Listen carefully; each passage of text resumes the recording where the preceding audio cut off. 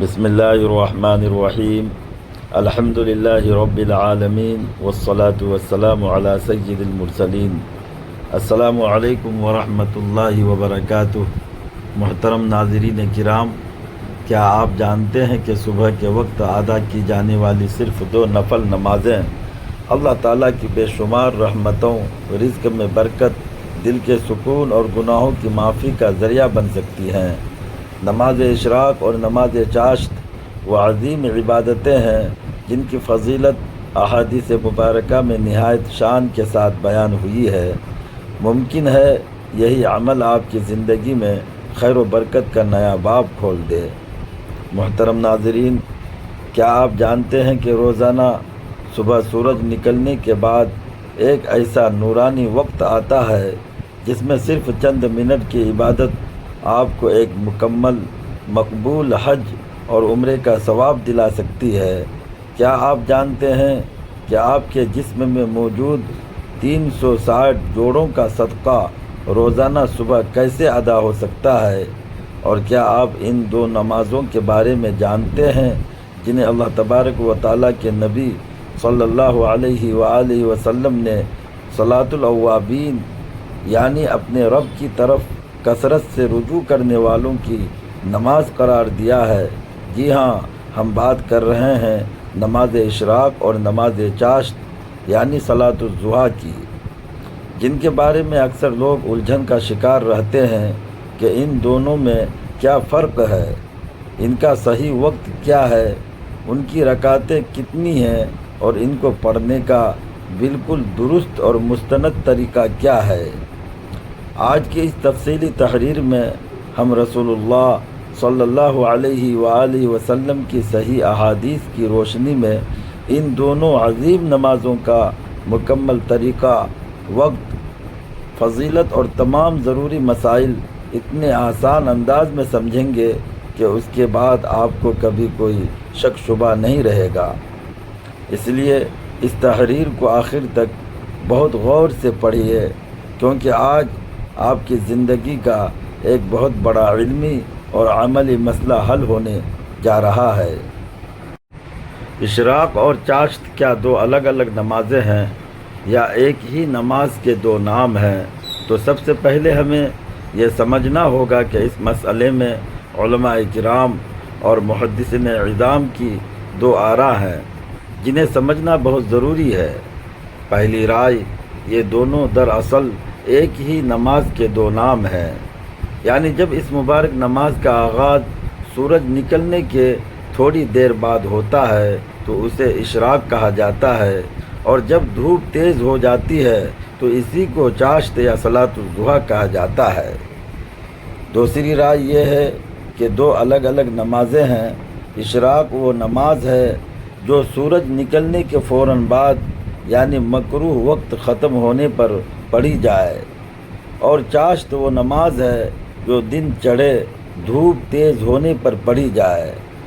آپ جس رائے پر بھی عمل کریں، دونوں ہی صورتوں میں ان اوقات میں نوافل ادا کرنا رسول اللہ صلی اللہ علیہ وآلہ وسلم کی عظیم سنت اور بے شمار فضائل کا ذریعہ ہے۔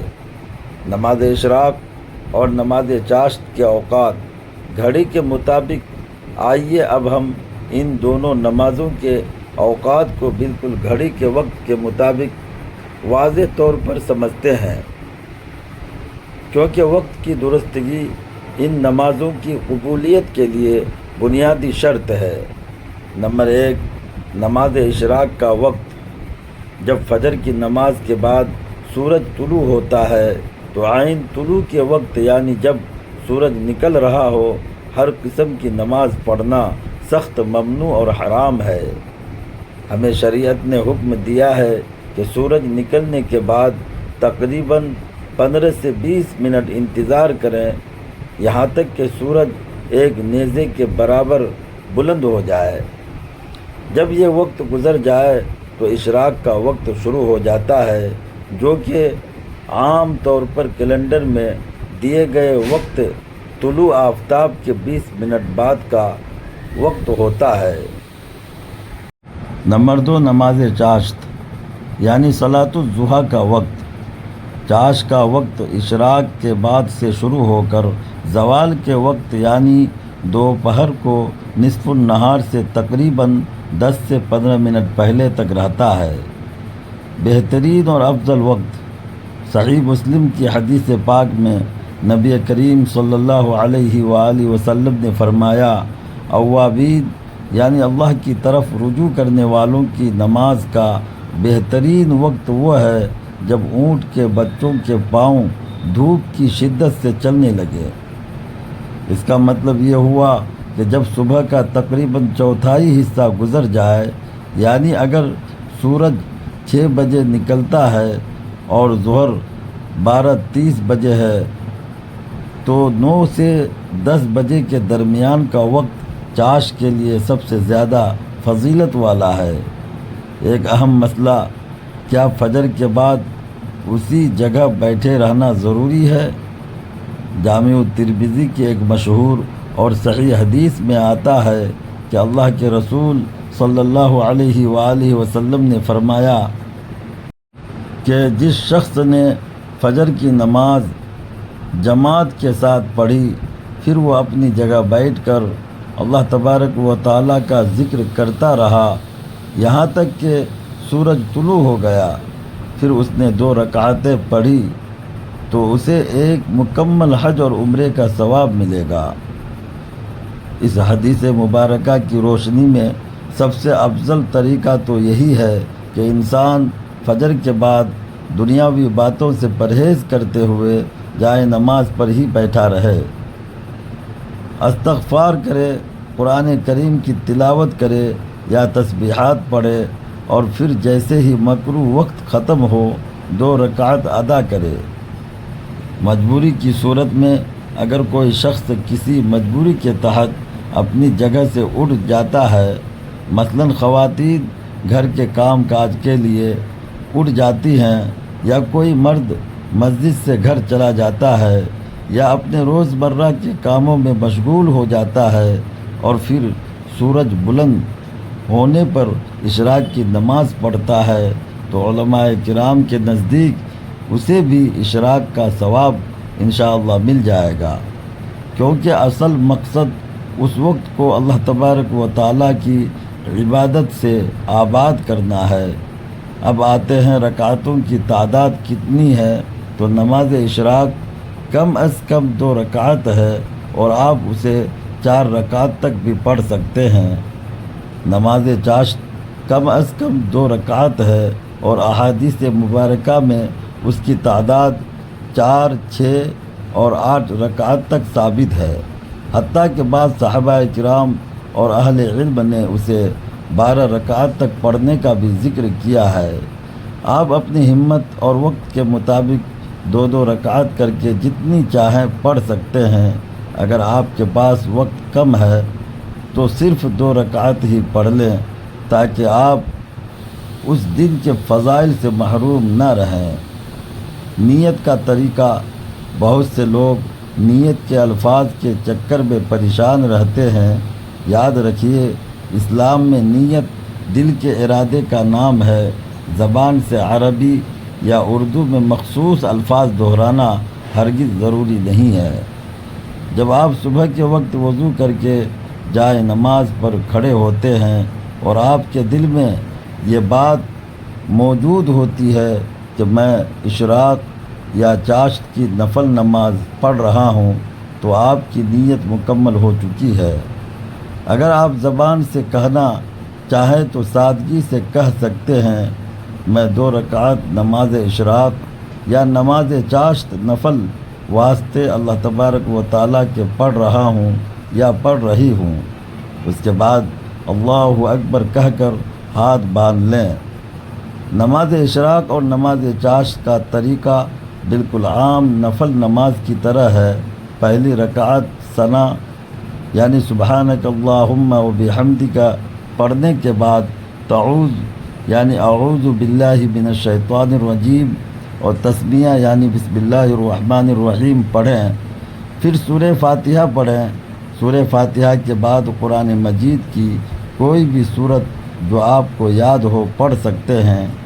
سورتوں کی تخصیص، بعض لوگ سمجھتے ہیں کہ اشراق یا چاشت کے لیے کوئی خاص صورتیں مقرر ہیں، جیسے صورت الشمس یا صورت الضحیٰ۔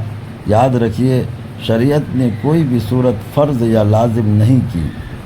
آپ کو جو بھی صورت آسانی سے یاد ہو، چاہے وہ سورہ اخلاص ہو، سورہ کوثر ہو یا کوئی اور صورت، آپ پڑھ سکتے ہیں۔ اس کے بعد عام نمازوں کی طرح رکوع اور سجدے کریں۔ دوسری رکعت اسی طرح مکمل کر کے قاعدہ میں بیٹھیں، التحیات، درود ابراہیمی اور دعا پڑھ کر سلام پھیر دیں۔ اگر آپ 4 یا 8 رکعت پڑھنا چاہتے ہیں تو 2 رکعت کر کے سلام پھیرنا سب سے افضل اور مسنون طریقہ ہے۔ احادیث کی روشنی میں عظیم فضائل۔ محترم ناظرین، ان دونوں نمازوں کی وہ فضیلتیں جو صحیح اور مستند احادیث سے ثابت ہیں، آپ کا دل ایمان اور شوق سے بھر دے گی۔ پورے جسم کے 360 جوڑوں کا صدقہ۔ صحیح مسلم کی حدیث میں ہے کہ رسول اللہ صلی اللہ علیہ وآلہ وسلم نے فرمایا، انسان کے جسم میں 360 جوڑ ہیں اور ہر انسان پر روزانہ صبح اپنے ہر جوڑ کا صدقہ دینا لازم ہے۔ صحابہ کرام رضوان اللہ علیہم اجمعین نے عرض کیا، یا رسول اللہ، اتنی طاقت کس میں ہے؟ تو آپ صلی اللہ علیہ وآلہ وسلم نے فرمایا کہ مسجد میں تھوک نظر آئے تو اسے مٹانا، راستے سے تکلیف دہ چیز ہٹانا، نیکی کا حکم دینا اور برائی سے روکنا، یہ سب صدقہ ہیں۔ پھر آپ صلی اللہ علیہ وآلہ وسلم نے ایک انتہائی آسان اور عظیم حل بتایا کہ اگر کوئی شخص چاشت کی 2 رکعتیں پڑھ لے تو وہ اس کے پورے جسم کے 360 جوڑوں کی طرف سے صدقے کے لیے کافی ہو جاتی ہیں۔ سبحان اللہ! ذرا سوچئے، صرف 2 منٹ کی یہ 2 رکعتیں آپ کے پورے وجود کا شکرانہ ادا کر دیتی ہیں۔ نمبر 2، پورے دن کے امور کی کفالت۔ مسند احمد اور ترمذی کی روایت میں ہے کہ اللہ تبارک و تعالیٰ فرماتا ہے، اے ابن آدم، تو دن کے اول حصے میں میرے لیے 4 رکعت پڑھنے سے عاجز نہ بن، میں دن کے آخری حصے تک تیرے تمام امور کی کفالت کروں گا۔ یعنی جو شخص صبح کے وقت اللہ تبارک و تعالیٰ کے سامنے جھک جاتا ہے، اللہ تبارک و تعالیٰ اس کے پورے دن کے کاموں کی ذمہ داری لے لیتا ہے اور اسے ہر قسم کی شر، نقصان اور پریشانیوں سے محفوظ رکھتا ہے۔ عام غلطیاں اور ان کا حل۔ وقت کا غلط تعین ہے۔ بہت سے لوگ جیسے ہی فجر کی نماز ختم ہوتی ہے فوراً اشراق پڑھنے کے لیے کھڑے ہو جاتے ہیں۔